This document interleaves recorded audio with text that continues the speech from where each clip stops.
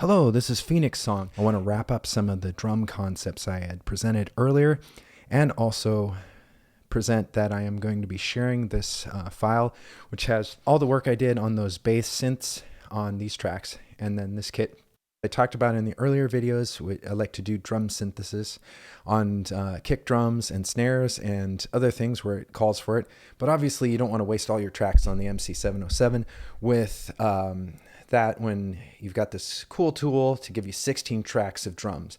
So how do we make these 16 tracks of drums better and sound more like an analog drum synth or any type of drums with a little bit more character?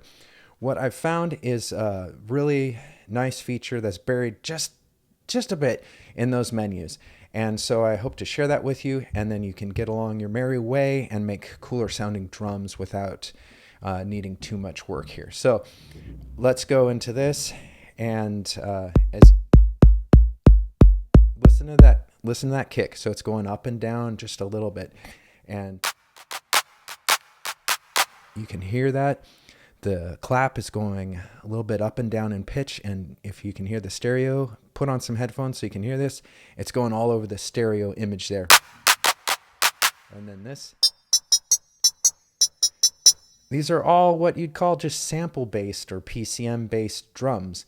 And so how do we get that? Okay, so in here, let's go just to show you what it is. This is based on a TR-606. Really like the sounds of that kit.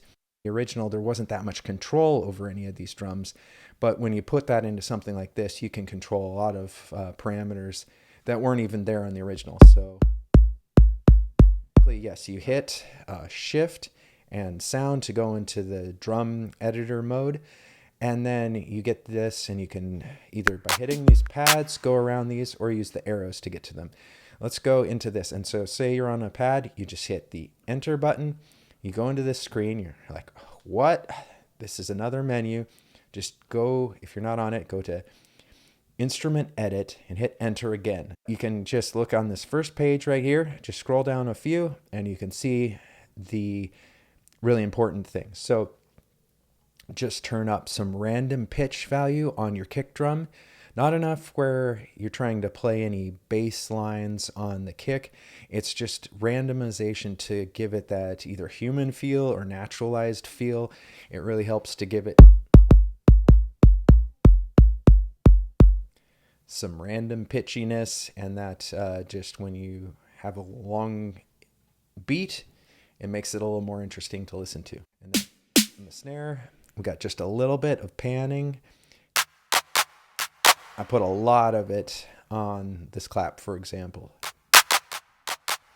Now, if you go up, it's just one per turn. So if you hold the shift button over here, you can go faster. And I need that to get up to those values. So let's just for fun turn that way up on the kick. See, I think that's a little too much. So you want to make it a little more subtle on the kick drum. You don't want to lose the core. But that's a good one. So random pitch depth and random pan depth are a way to give some life to these kits that don't have much because they're all just PCMs. That one's fun. You could do something with the toms and the congos. That'd be really nice to do something there. So that's all I wanted to share about this today. Just keep it simple and give you some ideas on how to fix your kits. So I would recommend these more now that I thought about this idea, and use these kits a little bit more. So the other thing I wanted to bring up today is I will be sharing this whole project on my account somewhere. I'll put the link in the description here. Just enjoy and share, and please like and subscribe to this, the video and the channel, so I can keep doing this for y'all. Thanks.